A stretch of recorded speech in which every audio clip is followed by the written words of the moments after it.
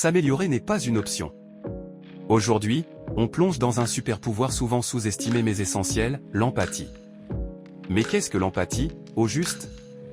C'est cette capacité magique de se mettre à la place de l'autre, de ressentir ce qu'il ressent. Sans jugement. Imaginez le pouvoir de comprendre réellement vos collègues. Dans le monde professionnel, l'empathie n'est pas juste agréable à avoir, c'est un must-have.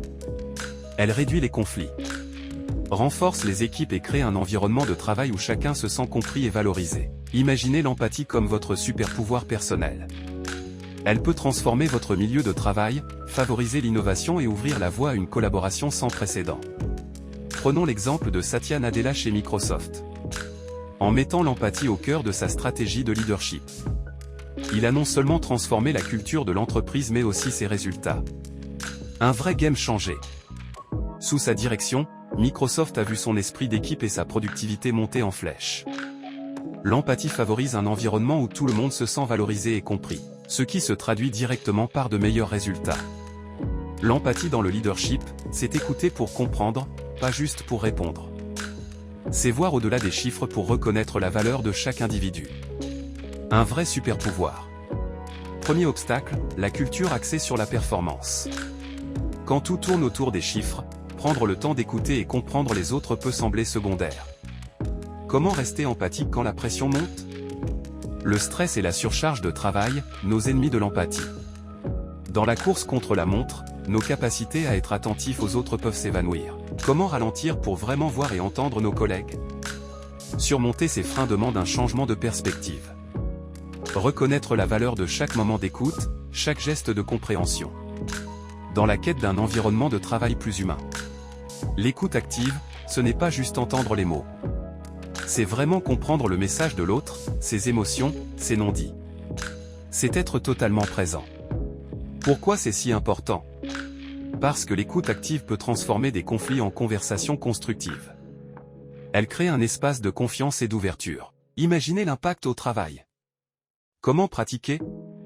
Mettez de côté les distractions, regardez votre interlocuteur dans les yeux. Reformulez ce qu'il dit pour montrer que vous comprenez, posez des questions pour approfondir. Un petit changement, un grand impact. La vulnérabilité partagée, c'est oser se montrer tel que l'on est, avec nos doutes et nos peurs.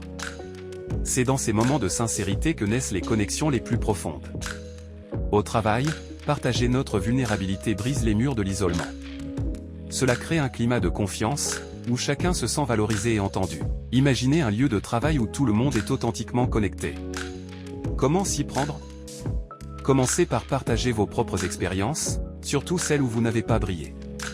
Montrez que l'échec est une étape vers l'apprentissage. Encouragez les autres à faire de même. Le feedback constructif, c'est plus qu'une critique, c'est un cadeau. C'est fournir des observations spécifiques et utiles, dans le but d'aider l'autre à s'améliorer. Pas à se sentir mal.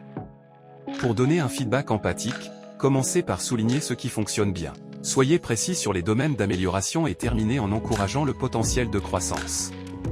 Cela montre que vous croyez en la personne. Recevoir un feedback peut être difficile. Mais voir cela comme une chance de grandir peut tout changer.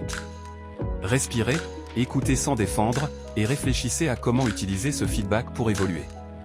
Cette semaine, nous avons exploré l'écoute active. La puissance de la vulnérabilité partagée et comment le feedback constructif peut être une opportunité de croissance. Chacun de ces éléments construit un pilier de l'empathie. L'empathie n'est pas juste une compétence douce.